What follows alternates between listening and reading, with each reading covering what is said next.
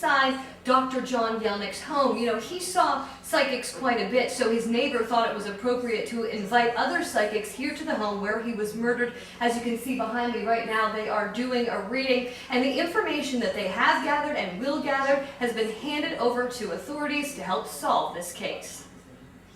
My mom and I have gone to psychics for years now, and she had contacted me and said that there was a reading up in Indiana. Would I like to go?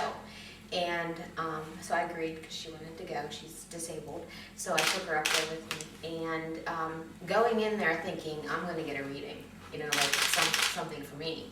But when we got involved, it was only a few minutes into the reading that John came through, and she was able to see that we had somebody close to us, like a neighbor or a family member who had passed, but it brought great grief to our family.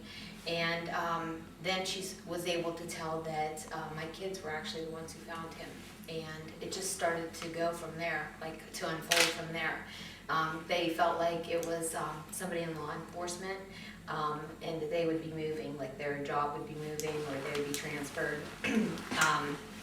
That it would be there was actually supposedly 3 people that were in the house, 2 of which were brothers or related somehow in the way of like work or what have you. And so I decided, you know what, I can't let this go. I think we should maybe have him come down if it would be agreeable to his family. Bring them down here and let them come in the house and see what kind of reading they get from there, because if his spirit is still here, then maybe we could get some answers. Spirit brought in a white red-haired colored man, described his eyes, and kept getting law enforcement.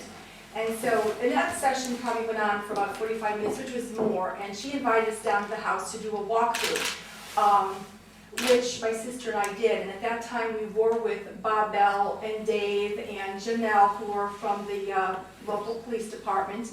And we gave them a lot of information that we felt that John's spirit was bringing in, that there is a couple more people involved in this, and also that there was something to do with a cover-up with law enforcement, that it was going to keep getting shifting around. The papers weren't going to get looked at. And my sister had said, we had like a 3-hour meeting in that room over there, and it was Bob Bell who had asked me, I've been working on this case, do you think it'll get solved?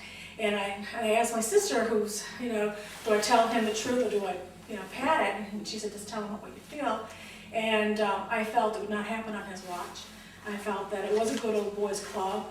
And I said, and there was other people who were present I didn't get a good feel with, and I said, you know, there's a lot of people who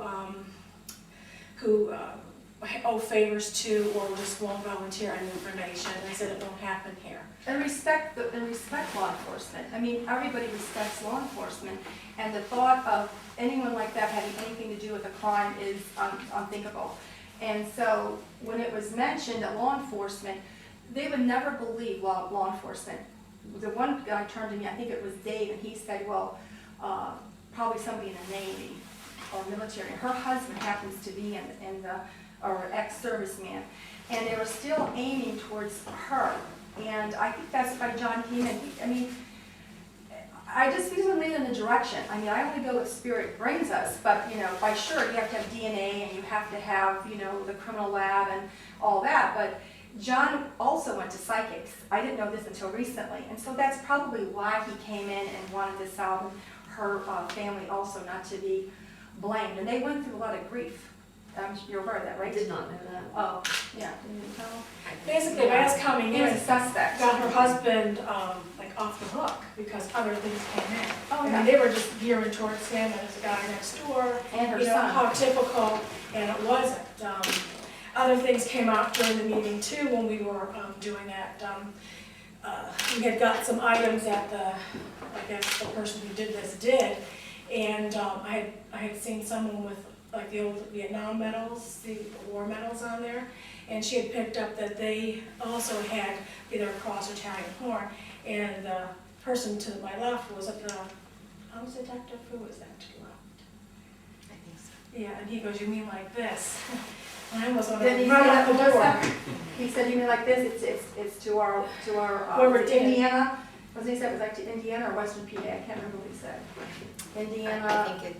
I think he was from Indiana, like He said- originally, because he was a detective. And he said this was the only, The Brotherhood of Indiana or Yeah. something. that we have these tags. Yeah, and Spirit brought that information Out up my my door. sister, and we went, Symbolism, there's certain symbolisms you'll see and then you'll interpret. But when we came in here with Melissa, I've never done a crime scene where I've been in the same state, because it's, circumstantial evidence, it's always better to be elsewhere, so they don't come back and say, well, where were you? So this was actually the first coming into a house that had such pain and drama and just horrific things that happened. And you never know, how it was going to be interpreted. You do feel, when we came in here, I could feel what had happened. I felt the pain.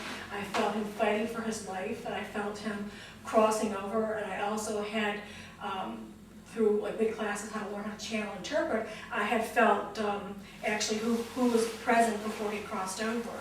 And I did feel a male, I did feel a female, and possibly somebody watching out by the door, like, what the neighbor's doing, can someone hear what's going on? As far as him suffering, I would say probably a lot, because you're fighting for your life. And there, you're standing right where where it Yes. happened is right here, in partial here, but this is where he had bled to death, and her child had confirmed, while I was reading, I said, I described how he was facing and how I felt. There was a straight cut and then a jagged cut, like the person had broken out of rage and had restarted, okay? And then she had reminded me what I said, how all the points through here, how someone had just went wild with anger, lots of points. Remember what you had told me? and then she could feel the blood pooling around her. That was the loss of blood was probably what killed him before he had passed Bleeding on. to death. Let me just ask you, trying to- show us